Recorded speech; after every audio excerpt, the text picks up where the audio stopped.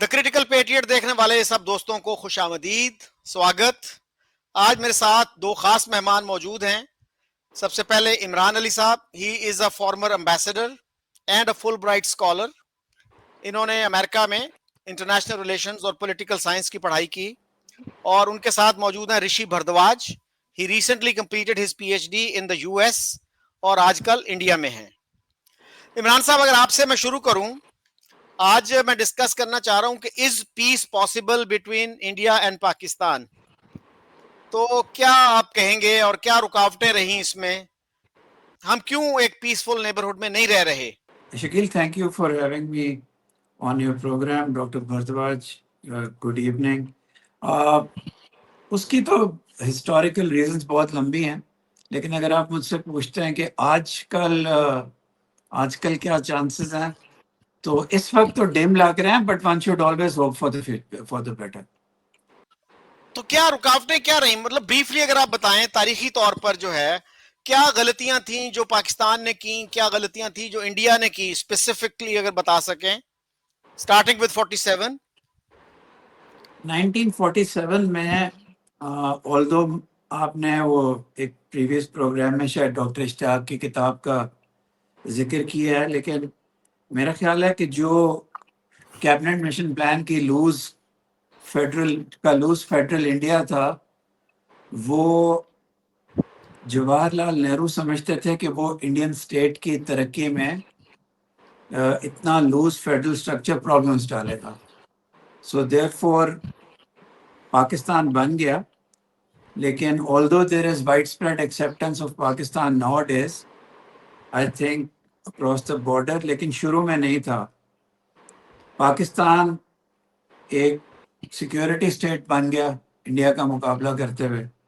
India was the bigger brother, लेकिन they probably thought, I am speaking on behalf of the mindset, उनका ख्याल ये था कि प्रॉब्ली पाकिस्तान की जो आइडियोलॉजी है और पाकिस्तान वेल थॉट आउट नहीं है, और शायद पाकिस्तान सर्वाइव नहीं कर सकेगा और वो वापस इंडिया का हिस्सा बन जाएगा।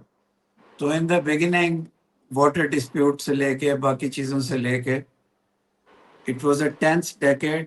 When 1960 में we signed, which at that time was called an optimal treaty. उसके बाद ups and downs आते रहे।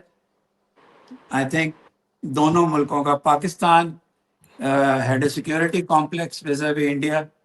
India had a complex of being a larger state and Mother India having been vivisected into two parts. So these contending ideologies fought with each other, and with the result, there were good periods also. One good period was when Prime Minister Vajpayee visited Pakistan in the February of 1999. But then at that time, I believe Pakistan should not have done it, but they see it in context of Sachin. They did a Kargil and that opportunity was wasted. Then the last opportunity presented itself between 2002 to 2008. I was part of the discussions with Kasuri Saab when a back channel was opened to mend fences with India forever. और उसकी basic articulation थी कि there would be joint demilitarization, consecutive demilitarization, the borders would be made insignificant, and there would be free movement, and there would be some jointness in dealing with India and Pakistan. So I think वो उस वक्त बहुत we were hopeful. I think India was also very sincere. But then the Indians tell me that just before it was about to be signed, there was that lawyers' movement against Musharraf. And Musharraf, who would have sold it to the Pakistani nation, he was removed from there, and then it sort of went to the dogs. So barely ये है, फिर specifics में तो आप एक एक instance पे एक एक प्रोग्राम कर सकते हैं। चले, अच्छा ऋषि, आप क्या कहते हैं? पाकिस्तान में कुछ लोग ये कहते हैं कि जिन्ना साहब जो थे पार्टीशन के बारे में बहुत सीरियस नहीं थे, उन्होंने इसी वजह से कैबिनेट मिशन प्लान को एक्सेप्ट कर लिया था। लेकिन उनके बहुत से बयानात ऐसे मिल जाते हैं जिसमें उन्होंने कहा कि अगर पाकिस्तान ना बना तो इंडिया में मुसलमान भी खत्म हो जाएंगे और इस्लाम भी खत्म हो जाएगा। अनाइलेट का लफ्ज यूज किया उन्होंने।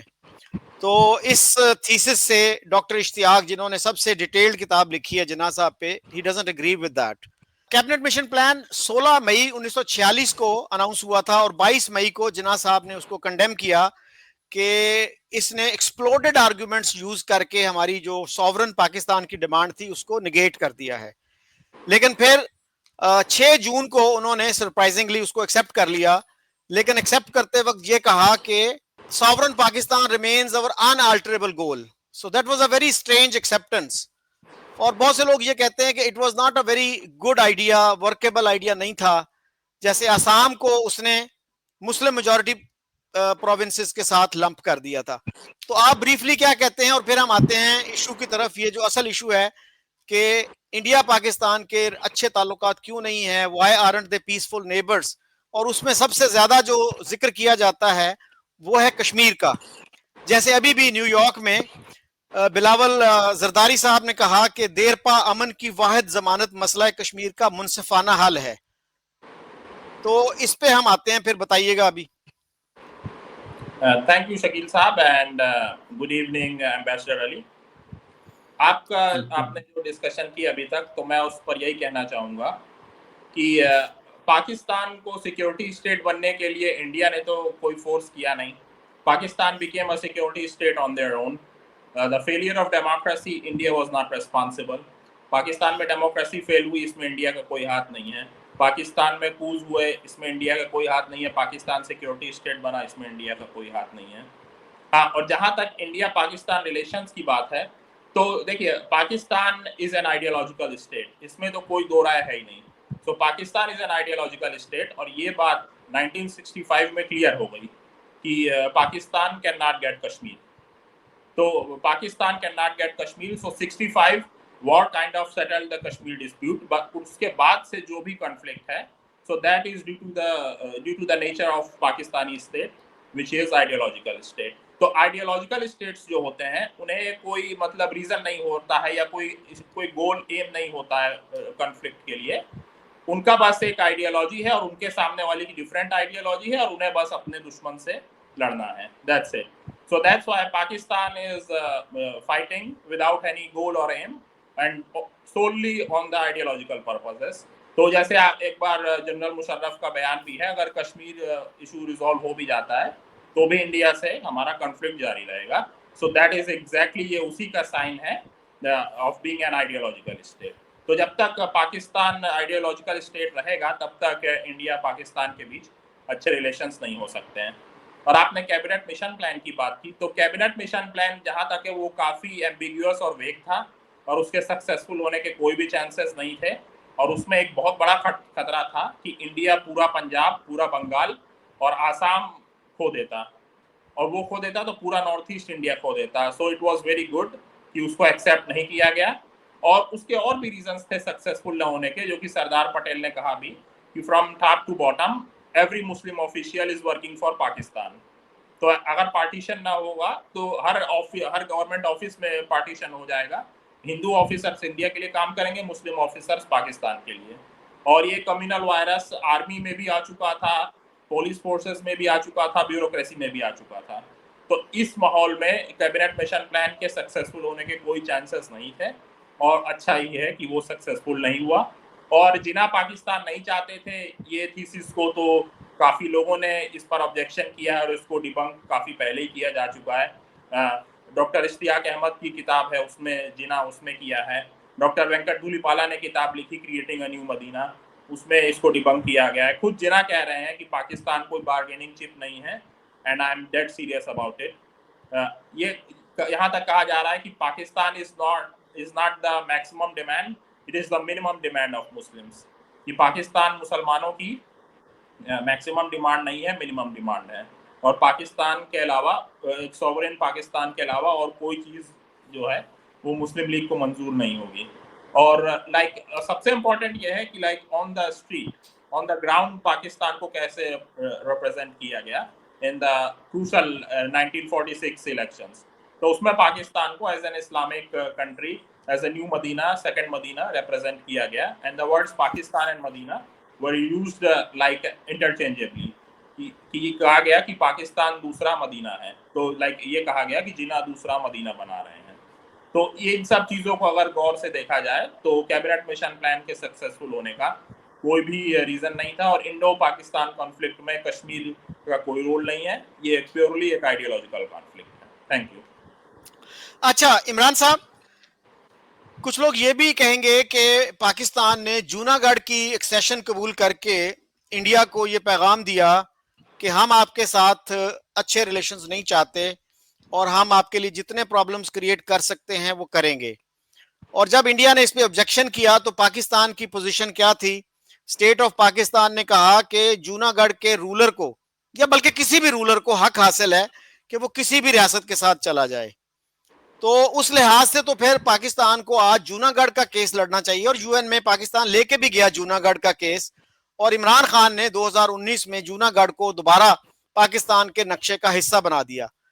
तो उसके बाद जहां तक कश्मीर का ताल्लुक है, तो कश्मीर में आपके इल्म में है, जैसे पाकिस्तान, बहुत से पाकिस्तानियों को, शायद 99% पाकिस्तानियों को ना पता हो उस हिस्ट्री का, कि ट्राइबल इन्वेजन करवाया गया, और जिसके बारे में नवाए वक्त में एक साहब ने लिखा जो लेफ्टिनेंट कर्नल है सिकंदर। शकील जी, आप हमसे कुछ पूछने आए या आप अपना लेक्चर देने आए?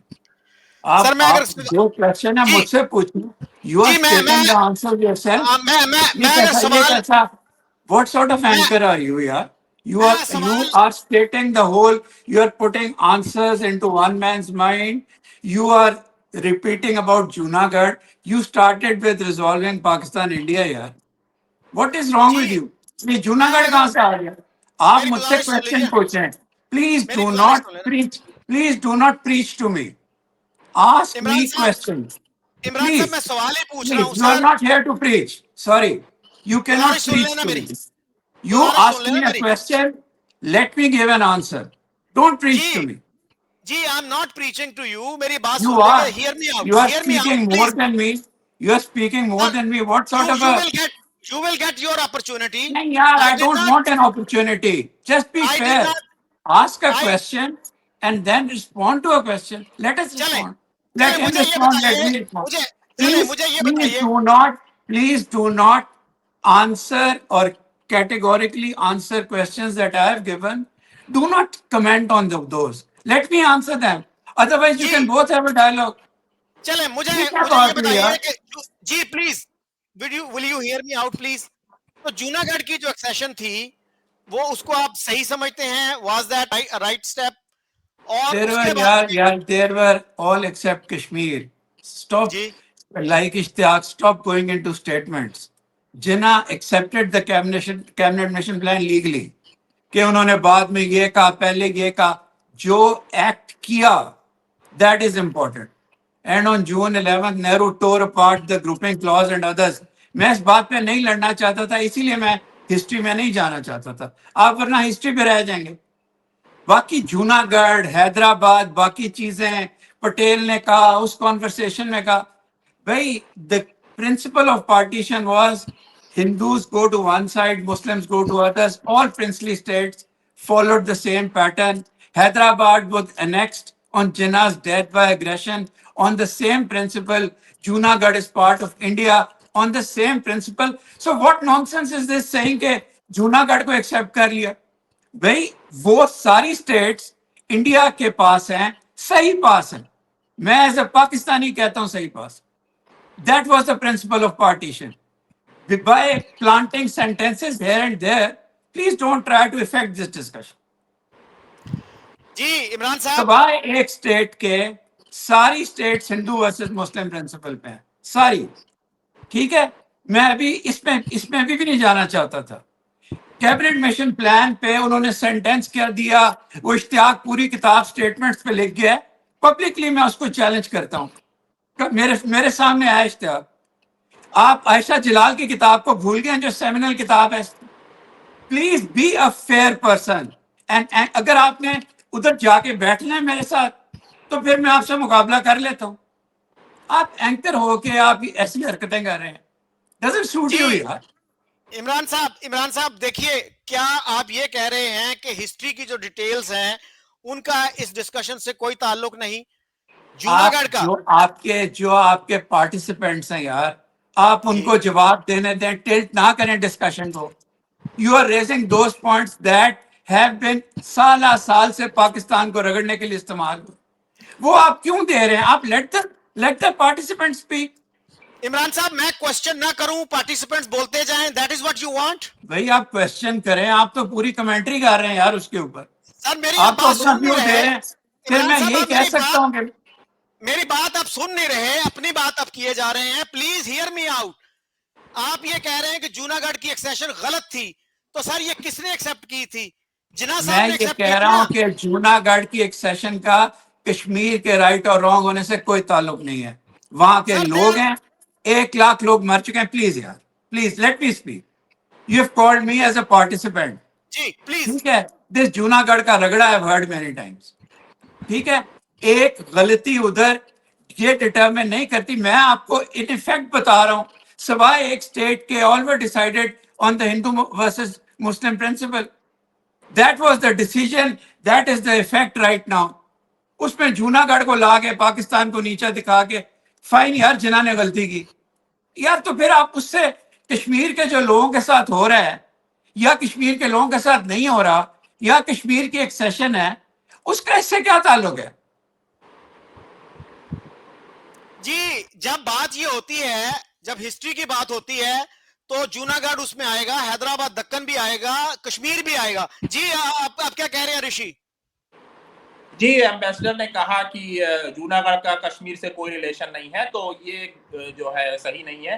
तीनों ही प्रिंसली स्टेट्स आपस में जुड़े हैं। इनका जो उस टाइम चला एक्सेशन का प्रोसेस, जूनागढ़, हैदराबाद एंड कश्मीर, ये जुड़े हैं। और माउंटबेटन ने जिन्ना को पेशकश की थी प्लेबेसाइट की इन तीनों स्टेट्स में on November 1st 1947, but Jinnah refuse और कहा कि हैदराबाद से There was no such thing in history. No. Mountbatten never offered plebiscite in 3 states. Never, ever. I can stand challenge की किताब में है ये बात। जो एजी नूरानी की किताब में जी, कभी it has never happened. कभी plebiscite की ऑफर नहीं। अच्छा Now I cannot say anything. Imran साहब, एजी नूरानी की किताब जो है ये ऑक्सफोर्ड यूनिवर्सिटी प्रेस कराची ने छापी है। यार what's the question? एजी नूरानी I know. What's the question? Question sir क्या है? क्वेश्चन ये है कि आप इसको डिस्प्यूट कर रहे हैं। मैं ये कह रहा यार, हूं कि 2014 मैं में आपसे you are not hearing me out. मेरा यार, you are not hearing me out, you please kindly hear me out too ना। प्लीज जी try to please. Hear me out. मैं जी ये जी कह रहा हूं कि सिवाय एक स्टेट के ऑल वर फाइनली डिसाइडेड। मैं हैदराबाद में इंडिया की इन्वेजन का भी जिक्र नहीं कर रहा, जी जिन्ना की डेथ वाले दिन। ठीक है, fine, India did it, India wanted to settle it. Similarly Junagadh की accession only could have been with India. ठीक है, on the same principle, on the same principle there is a. मैं ये भी नहीं कह रहा कि कश्मीर की एक्सेशन जादू कर दो। मैं ये कह रहा हूं कि only one state was left and it is a dispute and it is my fundamental belief, just as I have a belief in the goodness of the Indian people. ठीक है, मेरा ये बिलीफ है कि if the Kashmir issue and not solving the Kashmir issue according to the principal stand of Pakistan or the stand of India, to find a middle way which satisfies India's security concerns on terrorism. इससे ज्यादा मैं क्या कह सकता हूं? And which also doesn't bend Pakistan towards breaking a jointness between India and Pakistan. अगर आप पाकिस्तान और इंडिया के ताल्लुकात ठीक करना चाहते हैं, Prime Minister Modi or somebody from this side, the prime ministers or future prime ministers, will have to take a leap of faith, and it will be good for both the people of India and both the people of Pakistan. And I agree that Pakistan is a weaker state. It will be better for the people of Pakistan if there is some modus vivendi. But at this moment, the temperatures are so high on both sides. Unfortunately, वो जो movement थी, और वो movement नहीं थी, वो 6 साल थे, 2002 से 2008 के 6 साल थे in which the Indian leadership, Indian intellectuals, the Indian Foreign Service, ये जो आपके नेशनल सिक्योरिटी एडवाइजर थे पिछले, we sat down for many sessions. जब ये कसूरी साहब की किताब जो इसमें लिखा हुआ है वो फॉर्मूला था, everybody was serious. It was derailed. बताना, दूसरी बात मैं ये बताना चाहता हूं कि अगर आप जो न्यू नॉर्मल है इंडिया का, अगर आप उसको एक्सेप्ट कर लेते हैं तो पाकिस्तान ना भी चाहे, there are many other people यार who never want peace between India and Pakistan. Anybody will go and blow himself up either in mainland India or in Kashmir. They keep on blowing themselves in Balochistan. Except मैं India को गलत करने पे तुला हूँ, Indians मुझ पे मेरी आइडियोलॉजी को गलत करने पे तुले हुए हूँ. We want peace in Balochistan and we want peace in Kashmir and we want a formula that should be a middle ground between the elevated concepts of पुराने जो चल रहे हैं जिनसे पीस नहीं हुआ. आपने मुझसे एज अ पीसने की बात पूछी है, मैं एज एन ऑफिशियल ये बात नहीं कर रहा हूँ. मुझे पाकिस्तान के जब सड़क पे निकलता हूँ गुर्बत नजर आती है. India has done very well but it's also islands of prosperity in गुर्बत. Plus this is for my Indian friends. Once India is the bigger brother, India can take more problems than Pakistan can. If India embraces Pakistan, it will be good for both the countries. A larger power can embrace a smaller power, a smaller country. और ये मैं बता दूं कि ये जो एक आधा टेररिस्ट अटैक है, प्लस मैं आपको ये भी बताना चाहता हूं कि अगर आप इंडिया की सारी बातें मान लेता हूं, फॉर आर्ग्यूमेंट सेक मान लेता हूं, 2014, 2019, 2025 कितने साल हो गए? एक डेकेड है और 3 अटैक्स हैं. ये उसी कश्मीर में जो 1980s में जब खराब हुआ था तो रोज 5-5 हजार इंडियंस मरते थे, पाकिस्तानी मरते थे, यहां से मुजाहिदीन जाते थे. आप स्केल तो देखें कहां आ गया है. You have a decade and 3 attacks. अगर ये सारी बातें मान भी लें, मसला ये है, ही is a young boy, he might not like me. मसला ये है कि ये अटैक्स को एक डोमेस्टिक एजेंडा के लिए दोनों कंट्रीज इनको डोमेस्टिक एजेंडास के लिए भी इस्तेमाल करती हैं. And war is too serious a thing for domestic agendas. These are my 2 cents. I have no animus, no hatred. I have lots of Indian friends. I'm sometimes surprised nowadays, wo ajeeb se hue, but I have lasting friendships in India. I wish both the countries well. I appreciate your sentiments, Ambassador साहब. लेकिन बात ये है sir कि एक average Pakistani को समझाने के लिए आपको बहुत सारी हिस्ट्री की बात करनी पड़ती है, इसलिए कि people have not been properly educated और उनको सिंपलिस्टिक स्लोगन्स दे दिए गए हैं और वो उन कॉम्प्लेक्सिटीज को अप्रिशिएट नहीं करते. और गवर्नमेंट जो है वो कंप्रोमाइज करने से डरती हैं. वो इसलिए डरती हैं कि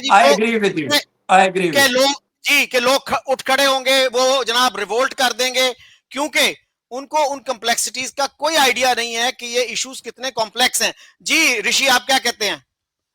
जी चूंकि कश्मीर मुझे लगता है मेन पॉइंट है डिस्कशन का, तो कश्मीर पर मैं आना चाहूंगा. 1965 तक इंडिया में काफी प्रोमिनेंट पॉलिटिशियंस थे जो कि चाहते थे कि कश्मीर पर कोई जॉइंट कंट्रोल मैकेनिज्म हो इंडिया और पाकिस्तान का, और इसको लीड कर रहे थे जयप्रकाश नारायण, और उसमें और भी कई सारे प्रोमिनेंट पॉलिटिशियंस शामिल थे. बट जब 1965 का अटैक होता है और 1965, जबकि लेट मी टेल यू 65 के रिपब्लिक डे में the chief guest was a minister from Pakistan. इतने अच्छे रिलेशंस थे. तो 65 में जब अटैक होता है और फुल ब्लोन वॉर हो जाता है इंडिया एंड पाकिस्तान के बीच, तो वहां से रिलेशंस पूरी तरह से ऑलमोस्ट डिस्ट्रॉय हो जाते हैं इंडिया पाकिस्तान के, और कश्मीर में स्टेटस को जो है वो परमानेंट हो जाता है. फिर उसके बाद इंडिया में कंसेंसस हो जाता है कि अब कश्मीर पर को किसी भी तरह का कॉम्प्रोमाइज नहीं किया जाएगा, और यही तब से इंडिया की पॉलिसी रही है. यूनाइटेड नेशंस क्या कहता है दैट इज इररेलेवेंट, क्योंकि उसके जो रेजोल्यूशंस हैं वो चैप्टर 6 के अकॉर्डिंग है, और चैप्टर 6 नॉन बाइंडिंग होता है, उसकी कोई बाइंडिंग स्टेटस नहीं होता है. So 1965 congealed the situation and made the status quo permanent. तो अब कश्मीर पर क्या मतलब हो सकता है, एक ही उसका सॉल्यूशन है, स्टेटस को परमानेंट कर दिया जाए, उसके अलावा कोई भी सॉल्यूशन इंडिया को एक्सेप्टेबल नहीं होगा. That is the point of Indian government from past 60 years. जी. अच्छा इमरान साहब, एक मैं इसमें यहाँ कोट करना चाह रहा हूं, मैं कई दफा ये बता चुका हूँ शो में. मैं उनकी बात का जी आराम से एक दो चीजों का जवाब दे दूं. जी please. He is right in most things. Pakistan के पास ना पहला बड़ा मौका आया था कश्मीर पे मिलिटरीली इंटरवीन करने का 1962 में.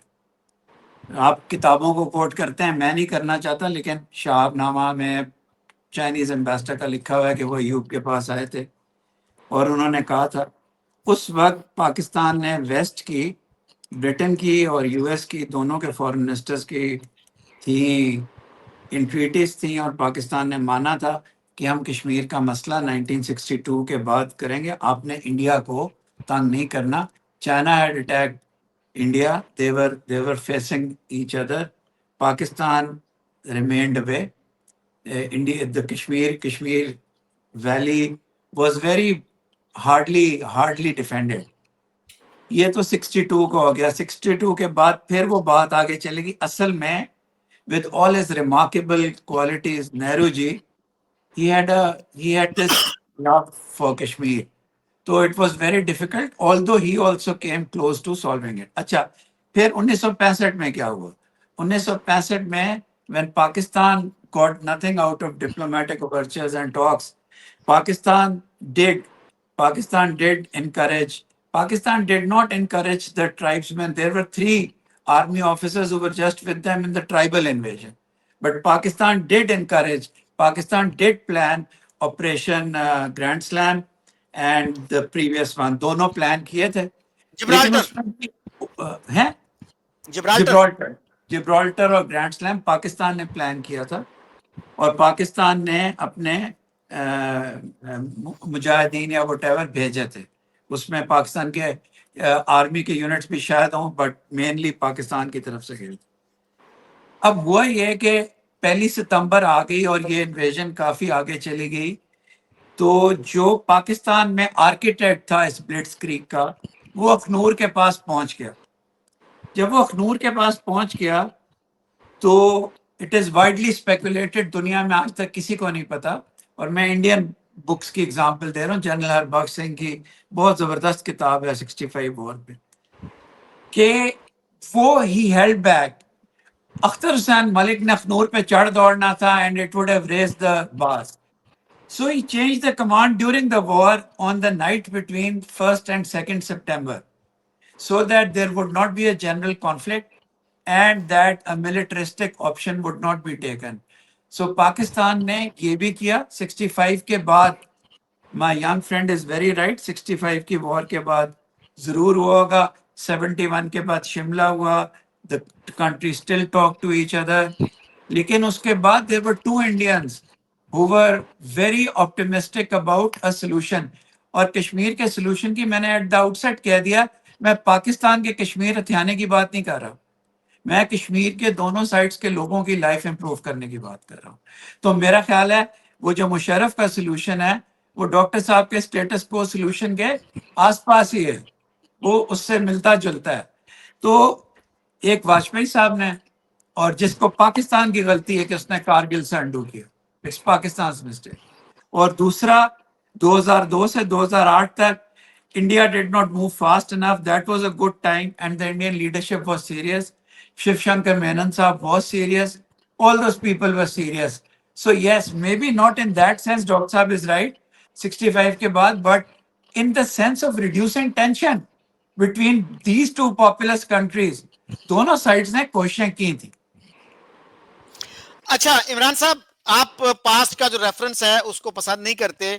आपने एजी नूरानी की किताब को डिसमिस कर दिया. I think he was one of the leading authorities on the Kashmir issue. मसलन आपके पास he was a leading authority on the legal aspects of the Kashmir issue, correct? या और उन्होंने सर ये लिखा है इसी किताब में जो ऑक्सफोर्ड यूनिवर्सिटी प्रेस ने 2014 में पब्लिश की, और उस पे काफी रिव्यूज पाकिस्तान में छप चुके हैं और किसी ने डिस्प्यूट नहीं किया उनकी इस बात को कि जिन्ना साहब को तीनों स्टेट्स में ऑप्शन दिया गया था प्लेबिसाइट का एंड ही रिफ्यूज्ड। और सर उसके अलावा मैं ये कई दफा कोट कर चुका हूं कि सरदार शौकत हयात ने और उसके अलावा चौधरी मोहम्मद अली ने भी ये कोट किया कि इंडिया की तरफ से ऑफर आई सरदार पटेल की तरफ से कि आप कश्मीर ले लें, हैदराबाद दक्कन में दखल अंदाजी ना करें। अब आप बात कर रहे हैं तो मुझे बात कर लें एक कॉन्वर्सेशन का चौधरी मोहम्मद अली साहब ने और शौकत, आप बिल्कुल दुरुस्त फरमा रहे हैं, जो बात आप सही कह रहे हैं उसका जिक्र किया कि एक दफा पटेल और लियाकत एक दूसरे के सामने बैठे हुए थे, तो लियाकत बार बार कश्मीर का जिक्र कर रहे थे, तो पटेल जी झुल्ला गए। उन्होंने क्या क्या ये तुम बात करते रहते हो बाकी चीजों की और ये जूनागढ़ वगैरह को बीच में लाते हो, मुझसे कश्मीर और हैदराबाद की बात करो। दैट इज अ कॉन्वर्सेशन, बिल्कुल दुरुस्त है ये है। और मैं भी समझता हूं कि पाकिस्तान को शायद ये बात ले लेना चाहिए था, लेकिन ये ऑफिशियली कम्युनिकेट नहीं हुई थी। अच्छा, दूसरी बात यह है कि अगर ये बात सही भी है, ये बात सही भी है, Hyderabad is rightly with India, ठीक है। कश्मीर, मैं अभी आपको ये भी बार बार कह रहा हूं कि मेरा इंडेवर यह है कि दोनों साइड्स के लोगों के हालात बेहतर हों। The Indian union progresses to be a greatest country, जो वो चाहते हैं। पाकिस्तान के अपने लेस लॉफ्टी एम्स हैं, स्टेबलाइजेशन, इकोनॉमिक ग्रोथ, वो कर सके। तो शायद आपको इस स्टेटस को फॉर्मूला की को इसको डाइल्यूट करके दोनों साइड से डीमिलिटरी, ऑफ कोर्स इसका ताल्लुक दोनों तरफ की इंटेंस नेगोशिएशंस के साथ होगा। मेरे ख्याल में यही हाल है, इससे टेंशन जल्दी खत्म हो जाएगी, वरना दोनों साइड्स कोशिशें करेंगी। इसके बाद सिंदूर इंडिया कहता है, मार्का है पाकिस्तान कहता है, इसके बाद इसके 2-3 राउंड्स और हो जाएंगे, और जब 2-3 राउंड्स और हो जाएंगे, there will be extreme tension in the two countries, which is inimical for both Pakistan because it can't keep up with the arms acquisition, and for India, which has a different aim for itself, an aim of an investment, economically progressing, technologically superior state. That's my thesis. अच्छा इमरान साहब, आपने कहा कि officially convey नहीं हुई। अब जैसे एजी नूरानी ने लिखा कि ये माउंट बैटन ने बाकायदा ऑफर की, एक तो यही थी कि यानी तीनों स्टेट्स में प्लेबिसाइट की, और दूसरी हैदराबाद दक्कन के हवाले से। और सरदार शौकत हयात ने इस पे लिखा है, सरदार इब्राहिम जो पहले प्रेसिडेंट थे एजेके के, उन्होंने इसको इस पे तफसील से लिखा है। तो ऑफिशियली कन्वे करने का और क्या मतलब होता है कि इतने लोगों ने ऑफर की, लियाकत अली खान ने सरदार इब्राहिम को कंसल्ट किया, उनसे पूछा कि ये ऑफर आई है, आप क्या कहते हो? उन्होंने कहा बहुत अच्छी ऑफर है, आप एक्सेप्ट कर लें इसको। देखें, अगर आप कहते हैं तो ठीक कहते होंगे। मेरे पास जो इन्फॉर्मेशन है, जो मेरा लिमिटेड मुताला है, ये पटेल जी की और लियाकत साहब की आधे घंटे की कॉन्वर्सेशन हुई थी टुगेदर। मेरा ये नॉलेज है जी। मैंने तो खैर आपको और भी, जी, और भी कोट किया है। सरदार इब्राहिम की जो किताब है द कश्मीर सागा, उसमें ये है। चौधरी मोहम्मद अली की किताब का आपने खुद जिक्र किया, उसमें है, और भी किताबों में है ये। जी, आप ऋषि कुछ कहना चाह रहे हैं? जी, आपने डिमिलिटराइजेशन की बात की, तो डिमिलिटराइजेशन जो है वो आज की डेट में पॉसिबल इसलिए नहीं है क्योंकि जो पास्ट एक्सपीरियंस रहा है वो बहुत ही खराब रहा है, and specially from the 1980s onwards, कि जिस तरह से मतलब माहौल खराब हुआ है कश्मीर में, पंजाब में और बाकी पार्ट्स में जो अटैक्स हुए हैं, तो उसको लेके काफ़ी बिटरनेस और एनिमोसिटी हो गई है। और जिस तरह से स्पेशली मतलब हिंदुओं को टारगेट कर करके मारा गया है फ्रॉम 1980s ऑनवर्ड्स, पंजाब में थ्रू खालिस्तान इंसर्जेंसी, फिर कश्मीर में जो कश्मीरी पंडित्स का जो एक्सोडस हुआ, और जो टेम्पल्स पर जो अटैक्स हुए और जो चीज़ें हुई, तो उससे काफ़ी एनिमोसिटी हो गई है। और डिमिलिटराइजेशन के लिए कोई भी गवर्नमेंट इसीलिए अभी नहीं सोच सकती है, क्योंकि स्पेशली जो मतलब ये रहा है टोटल एम कि मतलब हिंदुओं को इतना वो मतलब किया जाए परसिक्यूट कि फिर वो अपनी ही माइनॉरिटीज़ के अगेंस्ट हो जाए और इंडिया में जो है वो माहौल ख़राब हो जाए। बट फॉर्चुनेटली इनफ हिंदुओं में इतना मतलब है सैनिटी कि वो अपने फेलो सिटीजन्स को जो है वो प्रॉपर रेस्पेक्ट देते हैं, और आज तक कभी इंडिया में ऐसा कोई माहौल ख़राब हुआ नहीं है, डिस्पाइट पाकिस्तान ने इसकी पूरी कोशिश की। सो इसीलिए डिमिलिटराइजेशन इस टाइम पॉसिबल नहीं है. व्हाट इज पॉसिबल इज अगर पाकिस्तान अपने यहाँ से टेरर इंफ्रास्ट्रक्चर को खत्म कर दे पूरी तरह से, और जो भी लोग इस तरह की चीजों में इन्वॉल्व हैं उन्हें या तो खुद कड़ी से कड़ी सजा दे या फिर उन्हें इंडिया के हवाले करे. अगर ऐसा होता है तो मे बी इन 15-20 ईयर्स जो है वो डिमिलिटराइजेशन पॉसिबल हो सके. और ऊपर उसके लिए पीस चाहिए होगी, अच्छे रिलेशंस चाहिए होंगे फॉर 15-20 ईयर्स. और हो सकता है कि फिर मतलब क्या रिलेशंस को नॉर्मलाइज और ज्यादा किया जा सके ताकि दोनों कंट्रीज में पीसफुल रिलेशंस हो, ट्रेड हो और सब चीजें. Thank you. अच्छा इमरान साहब, एक क्वेश्चन, ब्रीफ क्वेश्चन, कि एक नौजवान, यूनिवर्सिटी का नौजवान आपके पास आता है कि मुझे कोई अच्छी सी किताब रेकमेंड करें कश्मीर के इशू पे, या कोई फॉरेनर आता है कि मुझे बताइए कि मैं कौन सी किताब पढ़ लूं, आप कौन सी किताब रेकमेंड करेंगे? विक्टोरिया स्कोफील्ड की, जोसेफ कॉर्बल की, इंडिया के दो सुमंत्रा बोस की. I would recommend all this books. अच्छा, एजी नूरानी की किताब को आप कहाँ अच्छा, प्लेस करते हैं? एजी नूरानी की किताब, एजी नूरानी, जी जी. एजी नूरानी, आई वुड रिकमेंड दैट. पहले मैं डॉक्टर साहब की एक तो बातों का जवाब दे दूं. डॉक्टर साहब, जो इंडिया हिंदू मुस्लिम टेंशन है ना, वो शायद आप मोदी जी के एरा से पहले कह सकते हैं कि पाकिस्तान इंस्पायर्ड थी. वन, आप आज पाकिस्तान की सड़क पे चले जाए, पाकिस्तान के किसी इलेक्शन में इंडिया का कभी जिक्र नहीं आया, नेवर. ये मैं बात मानता हूं. I should be honest enough to admit कि 80s में ऐसी फिजा थी, एंटी हिंदू थी. पाकिस्तान उसमें से निकला है ड्यू टू वेरियस फैक्टर्स. पता नहीं हमारे करने के हैं या कुदरत से हो गए. अब पाकिस्तान में कोई, और पाकिस्तान में बैक जबान, मैंने जिस लड़के से बात की है, मैं बार्बर के पास गया, मैं सड़क पे जो बेच रहे थे उनके पास गया. जब ये हुआ उन्होंने कहा जी इंडिया के साथ बड़ा बुरा हुआ, लानत. ये जरूर कहते थे हुण इंडिया साढ़े उत्ते अटैक करेगा, लेकिन किसी बंदे ने, ये जो पहलगाम में हुआ, मैं इस उन पे लानत भेजता हूं जिन लोगों ने पहलगाम पे ये अटैक किया. लानत. एक पाकिस्तानी सिविल सर्वेंट की तरफ से, एक पाकिस्तानी की तरफ से लानत भेजता हूं. और बिल्कुल नहीं होना चाहिए. लेकिन ये भी तो देखें ना, पंडित निकले थे. पंडित इसलिए डॉक्टर साहब निकले थे कि जगमोहन साहब की स्कॉच्ड अर्थ पॉलिसी थी. उन्होंने हाई हैंडेडनेस से जमीन को फ्लैटन करना था. 100,000 कश्मीरी भी तो मरे है ना, मास ग्रेव्स भी है ना, कुनान पशपोड़ा भी है ना. तो इसलिए ये सारी अनफॉर्चुनेट चीजें हैं. पाकिस्तान का हेल्प करना भी अनफॉर्चुनेट. अगर ये इशू किसी ऐसी बुनियाद पे जो पाकिस्तान के और इंडिया के पुराने स्टैंड से हटके हो. आपका सवाल ये था एंकर का, होस्ट का, मेरे दोस्त का, कि how do you see Pakistan India relations progressing in the future. तो मैंने जो मेरी लिमिटेड जहन में जो फॉर्मूला आया मैंने बता दिया. बाकी डॉक्टर साहब जो टेरर इंफ्रास्ट्रक्चर है, बाकी चीजें हैं. पाकिस्तान के 2 दफा मुशर्रफ मेरे घर के पास, डॉक्टर साहब मेरा घर पिंडी में, बिल्कुल उस गली के सामने 2 दफा मुशर्रफ पे टेररिस्ट अटैक हुआ.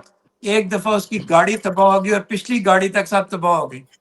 इन लोगों ने रेन इन करने की जो पोस्ट अफगानिस्तान मिलिटेंसी थी, बहुत कोशिश की और बहुत हद तक कामयाब हुआ. उसका समर एक ही है कि in the last 20 years violence in Kashmir has gone down 300%. Violence in Pakistan is up 300%. I'm rounding up figures. And I am not automatically blaming India. Yes, India is helping.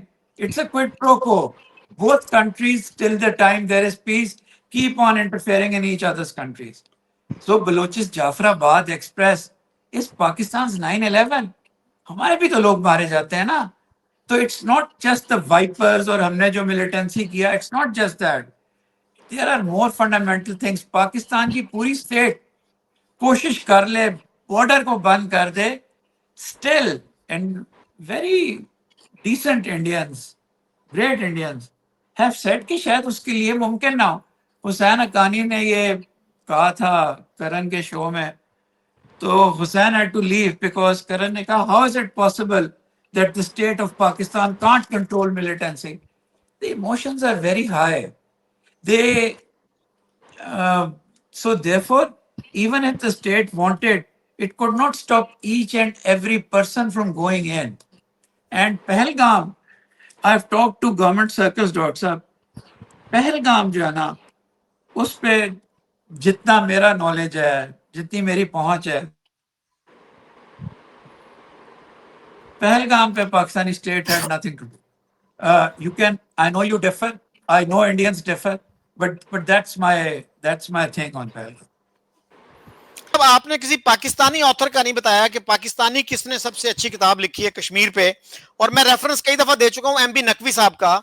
He was a senior journalist और उन्होंने Herald में एक article लिखा था 1988 में, the best of enemies, और उसमें यही था कि 65 में हमने कश्मीर हासिल करने के लिए जंग करके देख ली और उस वक्त हमें एहसास हो जाना चाहिए था कि इनफ इज इनफ और हमें इंडिया के साथ नॉर्मल रिलेशंस कायम कर लेने चाहिए थे, लेकिन हमारी किसी हुकूमत में भी इतना शऊर नहीं था. तो ये बात मैंने इमरान साहब, मैंने बात की आगा शाही साहब से, as a student I met him, तो उन्होंने बड़ी इंटरेस्टिंग बात की. वो कहते हैं M B Naqvi is a good friend of mine, लेकिन ये बात पंजाबियों को कौन समझाएगा, वो 60% है पाकिस्तान का. तो he was very realistic about it. तो ये जो मसला है गोया पंजाबियों को समझाने का है, लोगों को एजुकेट करने का है, और यही हमारी सीरियसनेस है कि 78 साल में एक भी ऐसी किसी पाकिस्तानी ने किताब नहीं लिखी जिसको आप रिकमेंड कर सकें कि जी मसला कश्मीर को अगर आपने समझना है तो ये किताब पढ़ लो. अगर जब भी पाकिस्तानी कश्मीर पे किताब लिखेगा ना, वो पाकिस्तान टेंटेड होगी. तो इसलिए लोग दूसरी किताबें कोट करते हैं. अगर वो, ये भी बात मैं आपकी मानता हूं कि पाकिस्तान में स्कॉलरशिप बहुत कम है. Absolutely true. Pakistan hasn't done enough for social sciences in this country. और जो आप बातें कर रहे हैं, मैं आपको भी करंटली पंजाब का बता सकता हूं. आगा शाही साहब is very respectful to me.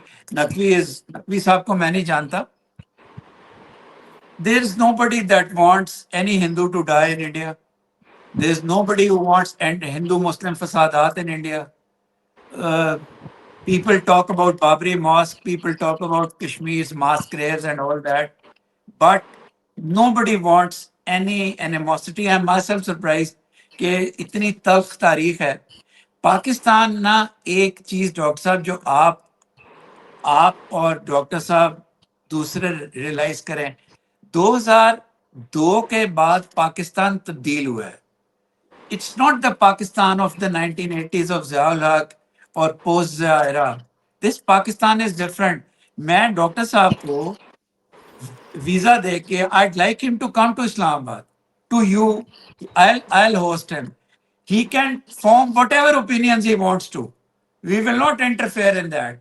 He can have interviews with people in Islamabad. He can go unregulated everywhere. We would love to have him if he undertakes that journey, because you are seeing it. Modi साहब ने India की development में बहुत बड़ा किरदार अदा किया है. He is a great developer, but he is also ideologically tainted in the sense कि वो ट्रायड है. कश्मीर पे पुरानी पॉलिसी है, IWT पे पुरानी पॉलिसी है, पाकिस्तान पे पुरानी पॉलिसी है. तो आप शायद उस लेंस से हम लोग देख रहे हैं इंडिया में, वो जो लेंस उस मीडिया का है और उसका. आई वुड रिक्वेस्ट, मैं इससे ज्यादा तो नहीं अपना केस प्लीड कर सकता ना कि पाकिस्तान में इंडिया के खिलाफ कोई एनिमोसिटी नहीं है. इस स्कर्मिश के बाद बड़ा जोश जज्बा है, लेकिन अभी भी कोई इंसान ये नहीं कहता कि इंडिया में किसी हिंदू के आंच भी आनी चाहिए. किसी बहन के संदूर तो दूर की बात है. जी, आप इमरान साहब बहुत अच्छी बातें कर रहे हैं, लेकिन बहुत सारे लोग पाकिस्तान में ऐसे हैं जो इंडिया से नफरत करते हैं. We will be in denial अगर हम ये कहें कि ऐसे कोई लोग हैं नहीं. तो इसमें जो कश्मीर की जो बात, जी प्लीज. ओके, तो एम्बेसडर साहब ने काफी अच्छी बातें की, पर लाइक जगमोहन गवर्नर वाली बात, दैट इज कॉन्स्पिरेसी थ्योरी और उसको डिबंक किया जा चुका है. कश्मीरी पंडितों के खिलाफ माहौल बहुत सालों से खराब हो रहा था और 89 में उसका पीक हो गया और ऐसी लॉ एंड ऑर्डर सिचुएशन हो गई कि उन्हें छोड़ के जाना पड़ा. तो इस बात में कोई सच नहीं है कि Jagmohan was responsible for the exodus of Kashmiri pandits. और जहां तक एंटी हिंदू सेंटीमेंट की बात है, इवन पाकिस्तान की किताबों में एंटी हिंदू सेंटिमेंट पाया जाता है। हाँ, मैं ये मानता हूँ कि पंजाब में, केपीके में एंटी हिंदू सेंटिमेंट नहीं है या कम है, क्योंकि वहाँ हिंदू है ही नहीं। That's the reality. Anti Hindu अगर आप सिंध में देखें तो हिंदू लड़कियों को जिस तरह से उठा के उनकी जबरन शादी की जाती है, वो एक एंटी हिंदू सेंटिमेंट का सबूत है। मंदिरों की आपने बात की तो 92 में इतने ज्यादा मंदिर तोड़े गए बाबरी मस्जिद के रिस्पॉन्स में, वो आज तक नहीं बने। इस्लामाबाद में कुछ साल पहले एक मंदिर बनने की बात हुई थी, उस पर फतवे आ गए और हुआ कि ये तो अन इस्लामिक है और ये नहीं बनना चाहिए, और वो मंदिर आज तक नहीं बन पाया। और उस पर बनना स्टार्ट हुआ, पहली ब्रिक डली की, उस पर अटैक भी हो गया उसी टाइम। तो ये हाल है। और मैं मतलब नवाए वक्त जैसे न्यूज़पेपर्स जो एंटी हिंदू आर्टिकल्स छापते हैं उसकी बात है, वो है। और जो लाइक इवन अभी तो मैं, चूंकि एम्बेसडर साहब प्रेजेंट की बात ज्यादा करते हैं, तो मैं भी प्रेजेंट की बात करूंगा कि जो आर्मी चीफ आसिम मुनीर ने कहा कि we have nothing in common with the Hindus, और हमारा सब कुछ हिंदुओं से अलग है। तो एक पाकिस्तानी हिंदू का इस पर क्या इम्पैक्ट पड़ेगा जब उसका, क्योंकि आर्मी चीफ तो एक पाकिस्तानी हिंदू का भी है ना आसिम मुनीर। ऐसा तो है नहीं कि सिर्फ पाकिस्तानी मुसलमानों के लिए ही आर्मी है, पाकिस्तानी हिंदुओं की भी आर्मी पाकिस्तानी आर्मी ही है, और उनका आर्मी चीफ भी आसिम मुनीर ही है। तो जब आर्मी चीफ इस तरह से कहता है कि we have nothing in common with Hindus और हमारी सोच उनसे अलग है, हमारे एम्बिशंस उनसे अलग हैं, तो एक आम हिंदू पर पाकिस्तान में जो कराची में रह रहा है या सिंध के इंटीरियर में रह रहा है, उस पर क्या इम्पैक्ट पड़ेगा। तो एंटी हिंदू सेंटिमेंट नहीं है बिल्कुल भी, ये कहना पूरी तरह से गलत है। और जहां तक लाइक बात है दहशतगर्दी की, तो दहशतगर्दी से इंडिया को बहुत नुकसान पहुंचा है through out the 80s 90s। हाँ, आप बात करते हैं कश्मीर में टेररिज्म कम हुआ है, तो वो कम हुआ है चूंकि इंडिया के अपने ऑपरेशंस की वजह से, हमारी आर्मी, पुलिस, इंटेलिजेंस एजेंसीज ने जो कश्मीर में ऑपरेशंस चलाए उस वजह से, और जो ओवरऑल ग्लोबल एटमॉस्फेयर हो गया टेररिज्म के अगेंस्ट 2001 के बाद, उसकी वजह से। बट ये ऐसा नहीं है कि आज पूरी तरह से पाकिस्तान में इंफ्रास्ट्रक्चर खत्म हो चुका है और अब पाकिस्तान ने मन बना लिया है इंडिया से पीस का। तो जब तक ये मन नहीं बनाएगा पाकिस्तान इंडिया से पीस का, और ये आइडियोलॉजिकल स्टेट, ये टू नेशन थ्योरी वाली थ्योरी कि we have nothing in common with the Hindus और हिंदू जो है वो हमारा दुश्मन है। लाइक मसलन अली शाह गिलानी से एक बार पूछा गया कि हिंदू और मुस्लिम टू नेशंस हैं, तो बोल रहे कि हाँ, इसमें कोई शक नहीं है, और टू नेशंस इस तरह से हैं कि मुसलमान एक खुदा की पूजा करते हैं और हिंदू करोड़ों खुदाओं की पूजा करते हैं, इसीलिए हिंदू और मुस्लिम अलग अलग कौमें हैं। तो इस तरह का नॉनसेंस माइंडसेट अगर पाया जाए तो कहाँ से पीस पॉसिबल है। तो इन सब चीज़ों की, so Pakistan has ceased to be an ideological state, और जब वो हो जाता है उसके बाद जो है लाइक नॉर्मलाइजेशन की तरफ हम जाएंगे। और ये इतना हार्ड भी नहीं है, ऐसी बात नहीं है कि लाइक नेशंस ने अपनी आइडियोलॉजी नहीं चेंज की। चाइना ने भी अपनी आइडियोलॉजी चेंज की, कम्युनिज्म से वो लाइक स्टेट कंट्रोल कैपिटलिज्म की तरफ आए। सो जब पाकिस्तान ये करेगा देन आई थिंक इंडिया में इंडिया से रिलेशंस नॉर्मलाइज होना स्टार्ट हो जाएंगे। So it is indeed possible. जी इमरान साहब, I appreciate the fact that your thinking is different from an ordinary Pakistani, लेकिन एक ऑर्डिनरी पाकिस्तानी के जो बहुत सारी जो चीजें हैं उसमें बहुत इस्लाह की जरूरत है और उनको एजुकेट करने की जरूरत है। मसलन कश्मीर में आपने ह्यूमन राइट्स की बात की, वहां पे एक साहब थे बिल्चा कराटे, वो पकड़े गए और उनका वीडियो जो है वो मौजूद है, अगर आप सर्च करें तो। उनसे पूछा गया कि आप कैसे मारते हैं लोगों को, कितने पंडितों को आपने मारा होगा, तो उनका जी 10-12 को मारा होगा। 10 उन्होंने कहा जी 10-12, ये 15-20 कहता हो सकता है 20 हो। तो पूछा उन्होंने जर्नलिस्ट ने कि आप कैसे टारगेट चुनते थे, उनका जी जो मुझे हुक्म मिलता था मैं मार देता था। और उसने आपकी बात मान ली, जी मान ली। इतने 20 साल के अंदर जी जी जो ताकतवर ने मजलूम को मारा है कश्मीर में, उसमें मैं कंडेम करता हूँ जो भी उल्लू का पट्टा इंसान था, लेकिन आपको यही एक इंस्टेंस याद आया? What about those hundreds of incidents जिनमें मुसलमान मरे हैं, जिनमें लड़कियों के रेप हुए हैं, जिनमें एक को ट्रक जीप के आगे रख के चला के लेके जा रहे थे, जिसपे पूरी दुनिया ने कंडेम किया, तो मोदी साहब ने उसको मेडल दे दिया।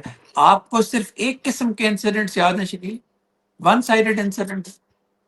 इमरान साहब, बात यह है कि पाकिस्तान में ये जो चीजें हैं ये हर रोज हाईलाइट की जाती हैं। मैं ये कह रहा हूं कि दूसरी तरफ का जो वर्जन है वो हमारे मीडिया में नहीं आता। एग्रीड वो जी मैं यही कह रहा हूं। जी पंडित्स का कश्मीर से जाना कंडेमनेबल है, और अगर जी, उसमें जो इन्वॉल्व है इट्स कंडेमनेबल। और मैं इसमें अर्ज करूं, रुदात खान का मैंने इंटरव्यू किया उनकी वफात से कोई 2.5-3 साल पहले, and he surprise me by his answer. उनसे मैंने पंडितों के एक्सिडस का पूछा, कहने लगे मुझे तो नहीं पता उसका। ही वॉज मेंटली अलर्ट और बड़े नॉलेजेबल आदमी थे, वेल इन्फॉर्म्ड आदमी थे, और इतने सीनियर ओहदों पे रहे, उनको भी पता नहीं था कि पंडितों का वहां से एक्सिडस हुआ है और किन हालात में जब हुआ है। मैं जब मैं कनाडा में तैनात था तो उस वक्त कई पंडितों से मिला था, और I heard them there was an exodus, there must have been human rights abuses, but the fact remains कि if you compare it with the Muslim losses in Kashmir, वो थोड़े हैं, बहुत फ्रैक्शन भी नहीं है। तो वो भी गलत है, वो भी गलत है, किसी एक इंसान का ज़िया गलत है, इट इज रॉन्ग। जी और बिल्कुल सही। पाकिस्तान में अगर आप समझते हैं कि पब्लिक ओपिनियन को मजीद चेंज करना है, मैं आपके साथ शाना बेशाना खड़ा हूंगा, मैं चले, आपके थैंक यू। साथ शाना। जी ऋषि, आप कुछ कहना चाह रहे हैं?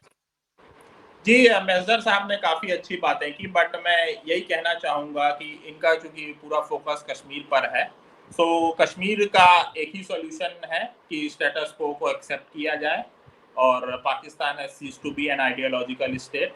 और जहाँ तक बात है, लाइक सिर्फ कश्मीर की ही बात नहीं है, पंजाब की भी बात है। पंजाब में काफ़ी ह्यूमन राइट्स वायलेशंस हुए, हिंदुओं को टारगेट किया गया, पर सिखों को भी टारगेट किया गया। तो जो खालिस्तान इंसर्जेंसी थी, उसमें ज्यादा लोग जो मारे गए वो सिख्स थे एक्चुअली। कश्मीर इंसर्जेंसी में ज्यादा जो मारे गए वो मुस्लिम्स थे। तो जो भी मेजॉरिटी कम्युनिटी होती है वो ज्यादा इम्पैक्ट होती है इस तरह की चीजों से। तो इस पर जो है तवज्जो मैं आप लोगों की लाना चाहूंगा। और प्लस जो बात की इन्होंने उसकी, तो लाइक जहां भी इंसर्जेंसी होती है वहां पर काउंटर इंसर्जेंसी ऑपरेशंस भी चलते हैं, और वहां पर लाइक जो भी एडमिनिस्ट्रेशन होता है उसको कुछ कठोर फैसले भी लेने होते हैं। तो जो कड़े फैसले लिए आर्मी ने और इंटेलिजेंस एजेंसीज ने, उसी वजह से पंजाब में, कश्मीर में पीस आई। अदरवाइज काफी ज्यादा माहौल खराब हो चुका था, especially in the late 80s and early 90s। मैं आपको बताऊं, पंजाब में इन 2 years 1990 एंड 1991 15,000 से ज्यादा लोगों की जान गई। More than 15,000 people were killed in Punjab in those 2 years। और government it started losing control of many parts, especially the border areas। तो इस तरह के काउंटर इंसर्जेंसी ऑपरेशंस पूरी दुनिया में होते हैं जो किए जाते हैं, और वही इंडिया ने भी किया to save the integrity of the country. जी अच्छा, इमरान साहब। मैं एक सिर्फ ना, डॉक्टर साहब ने अब 6-7 दफा आइडियोलॉजिकल स्टेट का जिक्र कर दिया। आप इस वक्त किसी थर्ड कंट्री से जाके पूछें कि इस वक्त पाकिस्तान आइडियोलॉजिकल स्टेट है या India ideological state as we अगर स्पीक। कोई इंडिया बोल दे, I will be surprised. India is an ideological state, so this is shocking to me personally. और The पाकिस्तान Indian अगर खुद को government, ideological, the Indian state, Dr. Saab, currently, not the inception of India. No no currently, like even currently क्या India में, like India has ceased to be a secular state? क्या दीदी Yes, आप secular state नहीं है? yes, क्या yes. It constitution has. में I think, discrimination I side कर think, दिया है? नहीं कॉन्स्टिट्यूशन में तो नहीं, लेकिन नहीं, गवर्नमेंट नहीं में हुआ है। है मैं क्या? मैं डॉक्टर साहब हमारी आपस की डिस्कशन को पोल्यूट नहीं करना चाहता। मैं आपको 10 इंसिडेंट्स बता देता हूँ, from cow worship to the mosque to the Waqf bill to the everything will then peter into a boxing match between both of us. इस वक्त पाकिस्तान का जो आइन है वो शायद हाइब्रिड तो हो, वो कहीं से भी आइडियोलॉजिकल नहीं है, कहीं से भी। वो पहले बना था, जब बना था उस वक्त भी जो जिना की 11 अगस्त की स्पीच थी उस पर भी मैं और शकील लड़ना शुरू हो जाएंगे।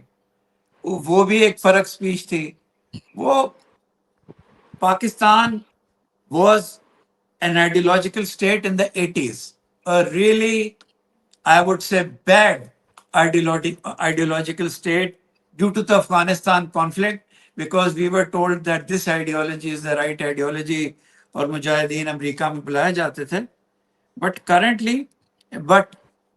at the same time, India is a democratic state. There are no questions about that. But this government is ridden by an ideology. जहां तक आइडियोलॉजिकल स्टेट की बात है तो कॉन्स्टिट्यूशन आज भी सेक्युलर है। जहां तक गवर्नमेंट की बात है तो उसमें लाइक जितनी भी स्कीम्स है गवर्नमेंट की, उसमें मुसलमानों को, क्रिश्चियंस को, हिंदुओं को, सिखों को इक्वल ट्रीट किया जाता है। जितने लोन हिंदुओं को मिलते हैं तो फिर मुसलमानों को भी दिए जाते हैं। जो फ्री हाउसिंग या चीप हाउसिंग हिंदुओं को मिलती है, मुसलमानों को भी दी जाती है। मुसलमानों को करोड़ों अरबों रुपए की स्कॉलरशिप्स दी जाती हैं। सो लाइक गवर्नमेंट स्कीम्स में, वेलफेयर स्कीम्स में कहीं भी किसी भी टाइप का डिस्क्रिमिनेशन नहीं है। तो गवर्नमेंट को कहना कि वो डिस्क्रिमिनेट करती है अगेंस्ट मुस्लिम्स, तो ये बात फेयर नहीं होगी। और लाइक पाकिस्तान में तो शुरू से ही डिस्क्रिमिनेशन इंश्राइंड है कि कोई भी हिंदू प्राइम मिनिस्टर या प्रेसिडेंट पाकिस्तान का नहीं बन सकता है। सो लाइक ये कहना कि इंडिया आइडियोलॉजिकल स्टेट है आज और पाकिस्तान नहीं है, that would be not correct. और जहां तक बात है लाइक आई थिंक कि पाकिस्तान में एक्चुअली इस्लामिज्म बढ़ गया है। जो जितना पहले था आज उससे लाइक ज्यादा है। जो 56 का कॉन्स्टिट्यूशन था उसके बाद 62 का कॉन्स्टिट्यूशन आया। इवन 56 कॉन्स्टिट्यूशन में a non-Muslim can become the prime minister। फिर 56 एंड 62 के कॉन्स्टिट्यूशन में कोई स्टेट रिलीजन नहीं था।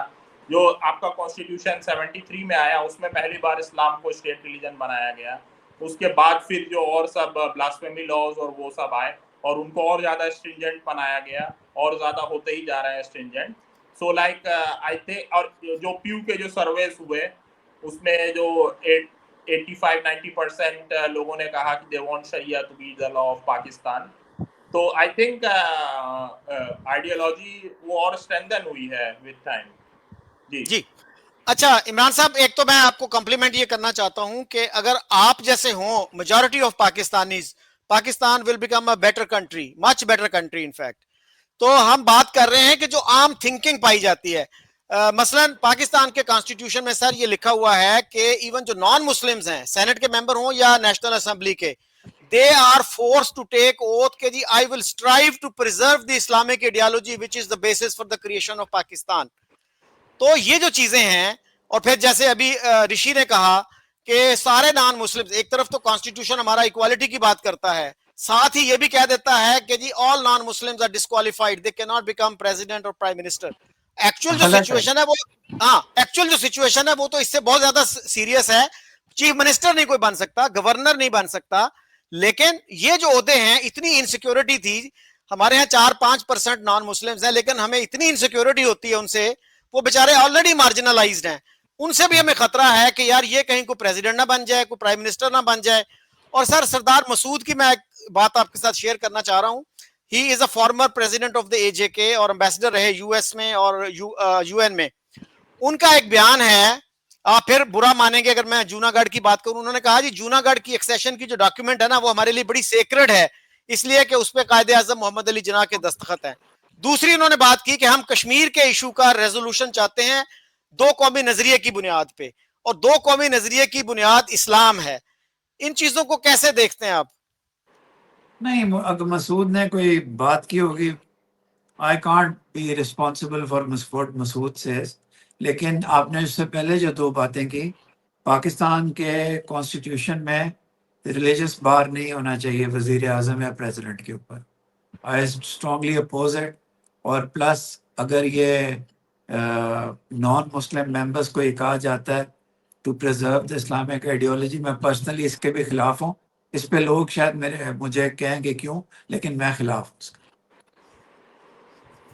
इमरान साहब, आप समझते हैं कि टू नेशन थ्योरी जो है आज भी वैलिड है, रेलेवेंट है? अब इस पे ना बात फिर पीछे बहुत चली जाएगी। मेरा ख्याल है टू नेशन थ्योरी ये थी, मेरी जो रीडिंग है टू नेशन थ्योरी की, वो ये है कि जो मुस्लिम मेजॉरिटी प्रोविंसेस थे ईस्ट में और वेस्ट में, उनको उनके कॉन्स्टिट्यूशनल सेफगार्ड्स दिए जाएं। ये मेरी रीडिंग ऑफ हिस्ट्री है। जो मर्जी तकरीर में कह ले कोई, जो मर्जी उससे पहले कहा गया, it was a struggle for constitutional guarantees for these 5 reasons और 5 प्रोविंसेस। एक मैं बात करना चाहूँगा, वो जो चीफ ऑफ आर्मी स्टाफ की स्पीच थी ना, it was diaspora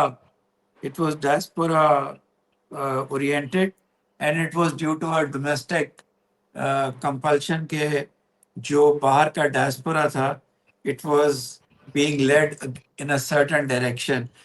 So it was entirely that if COS would have wanted to attack Pahalgam, he would never have given a hint. I mean, why would he say all these things? For my Indian friends, many of your subscribers are Indians, which is I'm very lucky in that sense. वो ये कि जो पाकिस्तान की security के जो institutions हैं, इनको ही blame किया जाता है ना of fomenting trouble in India 2004-5 से, because I have interacted with them, उधर ये कंसेंसस है कि we must not foment anything in India. और उसी की वजह डॉक्टर साहब ठीक कह रहे हैं, इंडिया को ये हक है कि वो कहे कि उसकी सिक्योरिटी फोर्सेस के एफर्ट से कश्मीर में कम हुई है इंसर्जेंसी। लेकिन मेरा ख्याल है वो भी एक बात है, लेकिन उसके साथ साथ पाकिस्तान का ना इन्वॉल्व होना भी एक बात है। मेरा ख्याल है हालात ओवरऑल बेहतरी की तरफ के हैं। Rishi, you want to add something? जी, मैं एम्बेसडर साहब ने काफी जो है बातें की, और उन्होंने एक पॉइंट उठाया था कि ये टू नेशन थ्योरी ये थी कि मुस्लिम मेजॉरिटी प्रोविंसेस हैं, उन्हें उनके कॉन्स्टिट्यूशन का राइट दिया जाए, कॉन्स्टिट्यूशन बनाने का उन्हें राइट दिया जाए। बट इसमें प्रॉब्लम ये आ जाती है कि अगर वो राइट होता तो वो राइट फिर सबको मिलना चाहिए था। ये बात होती कि वो राइट सबको मिलेगा, पर आप कहें कि नहीं, ये मुस्लिम्स के सेल्फ डिटर्मिनेशन का सवाल है कि इवन जो यूपी का मुस्लिम है, बिहार का मुस्लिम है, या तमिलनाडु केरला का मुस्लिम है, उसके भी सेल्फ डिटर्मिनेशन का मामला है Pakistan. And Pakistan is the national home for all the Muslims in the Indian सब कॉन्टिनेंट। तो यहाँ से चीजें जो है वो प्रॉब्लमेटिक होना स्टार्ट हो जाती हैं। और इवन गांधी जी ने भी ऑफर की थी मोहम्मद अली जिन्ना को कि प्लेबेसाइट मुस्लिम मेजॉरिटी डिस्ट्रिक्ट्स में करवा लिया जाए, पाकिस्तान को मतलब देखने के लिए कि कितना पॉपुलर है ये कंसेप्ट। बट जिन्ना रिफ्यूज, तो जिन्ना ने कहा कि सिर्फ मुस्लिम मेजॉरिटी डिस्ट्रिक्ट्स के मुस्लिम्स को ये राइट होना चाहिए, नॉन मुस्लिम्स को ये राइट नहीं होना चाहिए। सो दिस वाज रिडिकुलस, और वर्ल्ड की हिस्ट्री में ऐसा कभी नहीं हुआ कि किसी एक स्पेसिफिक रिलीजन के लोगों को ही राइट ऑफ सेल्फ डिटर्मिनेशन दिया जाए। तो ये बात जो एम्बेसडर साहब की थी, ये हिस्टोरिकली उतनी साउंड नहीं है। अच्छा इमरान साहब, दो तीन क्विक पॉइंट्स। एक तो सर, हमारे जो उर्दू अखबार आते हैं, जो हमारी मेजॉरिटी जो है अखबार पढ़ने वाले जो हैं वो उर्दू अखबार देखते हैं, तो उर्दू अखबार जब भी इंडिया का जिक्र करते हैं तो वो अपना फर्ज समझते हैं, पेट्रियोटिक ड्यूटी समझते हैं कि वो लिखते हैं अजली और मक्कार दुश्मन, इटर्नल एंड कनिंग एनिमी। और आपने कहा कि 2002 में पाकिस्तान बदलना शुरू हो गया और वो बदल गया, तो सर मुंबई जो है वो 2008 में हुआ, और उस पर तो उन्होंने बहुत एविडेंस भी दी। हमारे फॉरेन सेक्रेटरी ने कह दिया था ये कोई एविडेंस नहीं है, ये तो शेर व शायरी है। और सर आपने कहा कि इलेक्शन, अब हमारे यहाँ जो इलेक्शंस होते हैं उसमें इंडिया इशू नहीं बनता। 2015 में प्राइम मिनिस्टर मोदी आए लाहौर, नवाज शरीफ से मिले, तो उसके बाद फिर 2016 में इलेक्शन थे एजेके में, तो वहां पे बिलावल साहब ने नारा लगाया था मोदी का जो यार है गद्दार है, गद्दार है। तो इन चीजों को आप कैसे देखते हैं? डोमेस्टिक है ना, जिस तरह अभी इंडिया में एक टसल चल रही है, दोनों साइड से लोग बातें कर रहे हैं। मैं शशि थरूर साहब ने जो न्यूयॉर्क में सब कुछ कहा उससे बिल्कुल एग्री नहीं करता, मैंने प्रोग्राम भी किया। लेकिन अगर लोग उनके निजी महफिल में गाना गाने पे गलीज बातें कर रहे हैं तो गलत है। एवरीबडी कैन, ये दीज आर डोमेस्टिक, क्योंकि वो नवाज शरीफ को शायद गंदा करना हो तो ये कहा होगा, रॉन्ग रॉन्ग। लेकिन सर फिर हमारा जो मीडिया है इसको कैसे एजुकेट किया जाए? आपने कहा कि आप मेरे साथ हैं इसमें। दोनों साइड्स का मीडिया बहुत खतरनाक है। और सर हमारे यहाँ जो टेक्स्ट बुक्स हैं, मुझे याद है इंस्टीट्यूट ऑफ स्ट्रेटेजिक स्टडीज में एक सेमिनार था, काफी पुरानी बात है, तो उसमें एक साहब ने क्वेश्चन किया कि जी इंडिया की किताबों में बहुत हेट है मुसलमानों के खिलाफ। तो इंडियन एम्बेसडर ने कहा था कि I am glad you raise this question, मैं चाहता हूं कि एक कमेटी बनाएं और उसमें देखें कि पाकिस्तान की किताबों में क्या हेट है, इंडिया की किताबों में क्या हेट है, और वो डिसाइड करें कि कौन सी चीज निकालनी चाहिए। तो उस पर जमात इस्लामी ने पार्लियामेंट में हंगामा कर दिया, और इस तरह का एक एग्रीमेंट भी हुआ था बेनजीर के दौर में कि जी दोनों मुल्कों की किताबों को रिव्यू किया जाएगा और नफरत को निकाला जाएगा। तो जमात इस्लामी ने कहा जी ये हम किसी हिंदू को इजाजत नहीं देंगे हमारी किताबों को आके अप्रूव करे। तो उस पे बजाय वो रेलेवेंट मिनिस्टर था जो वो एक्सप्लेन करता कि हम भी भाई इंडिया की किताबें देखेंगे, तो उसने कहा जी कोई किसी हिंदू को हम इजाजत नहीं देंगे कि वो आके हमारी किताबें देखे। तो एक अच्छा देखें इनिशिएटिव था, इट वाज देखें स्पेल्ड अच्छा, like this. I agree with you. देखिए इंडिया एक सॉवरेन कंट्री है, वो उसका अपना फैसला है कि वो क्या करता है, लेकिन पाकिस्तान को अपनी किताबों में से हर कम्युनिटी के लिए और स्पेशली ये हेट निकालना चाहिए।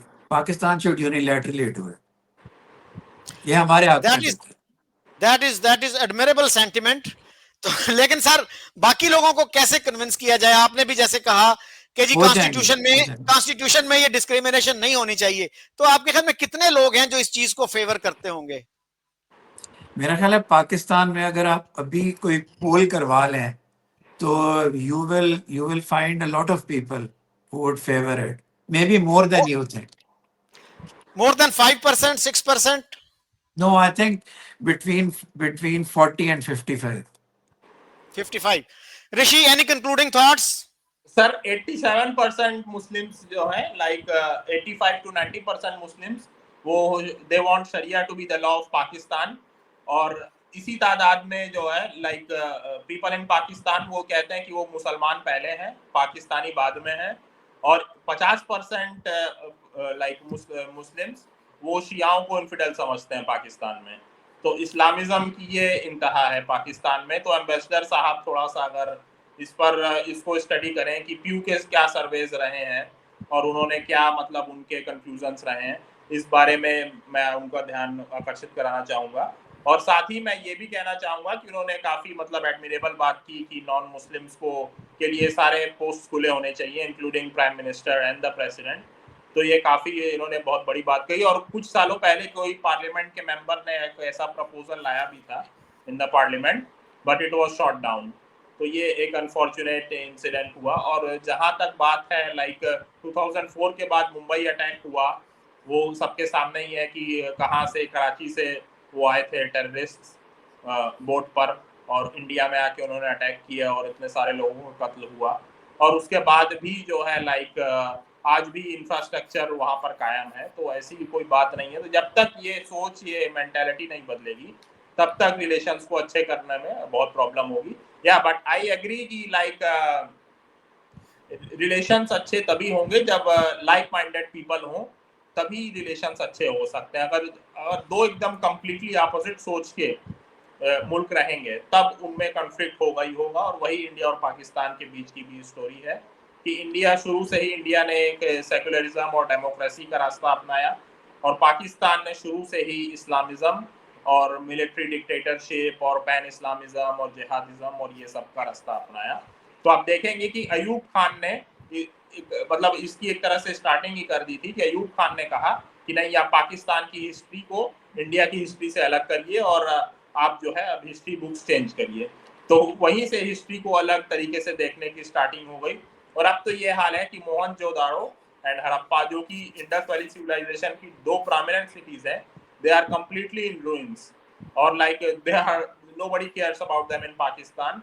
और एक बार एक वुसतुल्लाह खान नाम के जर्नलिस्ट वहां गए थे, तो वहां का जो वॉचमैन था उसने कहा कि अरे ये तो हिंदुओं के शहर हैं बट फिर भी हम इन्हें इतने अच्छे से रख रहे हैं, अब इससे ज्यादा आप क्या चाहते हैं हमसे। उन्होंने शिकायत की कि इनके क्या हालात हैं, कोई इनकी देख रेख अच्छे से नहीं है। तो वो वॉचमैन का ये रिप्लाई था कि we are taking care of this sites you know, but और ये तो हिंदुओं के शहर है, we have nothing to do with it but still we are taking care.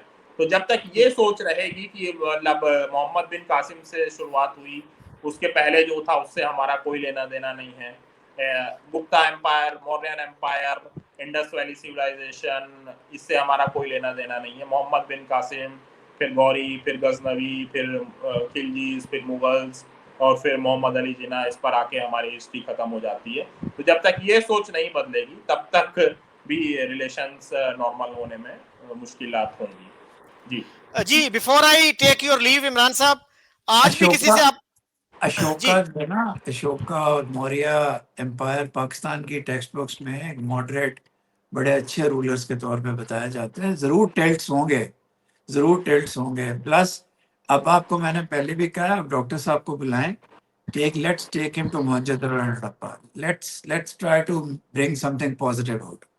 जी अच्छा, before I take your leave Imran साहब, आज भी अगर किसी से आप पूछे ना, एक सर्वे करें कि आज पाकिस्तान ज्यादा इस्लामिक है या 1947 में था, तो वो यही कहेंगे कि जी आज ज्यादा इस्लामिक है। इसलिए कि उस वक्त हमारा जो लॉ मिनिस्टर था वो एक हिंदू था, जोगिंदर नाथ मंडल। एक अहमदी जो था वो हमारा वजीर खारजा था। आज अगर एक अहमदी को चीचावतनी में आप स्टेशन मास्टर अपॉइंट कर दें तो वहां पे हड़ताल हो जाती है। आज दुनिया का हार्शेस्ट ब्लास्फेमी लॉ वो पाकिस्तान में है, और हमारी पार्लियामेंट में किसी में जरूरत नहीं है, किसी पार्लियामेंटेरियन में, कि वो उसके खिलाफ बोल सके, बल्कि उस पर कोई डिबेट कर सके। हमारा मीडिया उस पर डिबेट नहीं कर सकता, इतने डरते हैं। एक मिनिस्टर ने, आपको पता है कि ये कहा था कि इसमें कुछ अमेंडमेंट्स करनी चाहिए। He was gun down in broad daylight. Blasphemy law बिल्कुल ठीक नहीं है, लेकिन आपको भी पता है, आप वेल इन्फॉर्म्ड है कि पाकिस्तान के तमाम डिस्ट्रिक्ट्स में अब ये गई है, इंफॉर्मेशन गई है, ऑर्डर्स गए हैं कि इस पे इम्प्लीमेंटेशन नहीं होगी और इसको अब रोकेंगे। और वो जो लड़की जिसने बचाया और बाकी चीज़ें की, बड़े इंस्टेंसेस लेटली हुए हैं जिसमें ब्लास्फेमी लॉ में क्रिश्चियंस के खिलाफ खड़े होने पे मुसलमान रास्ते में आए हैं। Although legislation को हटाने में प्रॉब्लम है, लेकिन things have moved and things should move further. Things should go much further than this. Thank you very much Imran साहब, और थैंक यू ऋषि। मैं फिर इस उम्मीद का इजहार करना चाह रहा हूं कि इमरान साहब जैसे लोग पाकिस्तान में बहुत कम हैं, तो अगर इन जैसे लोग ज्यादा हों तो I think Pakistan will become a much better country. So thank you very much again. Thank you. Thank you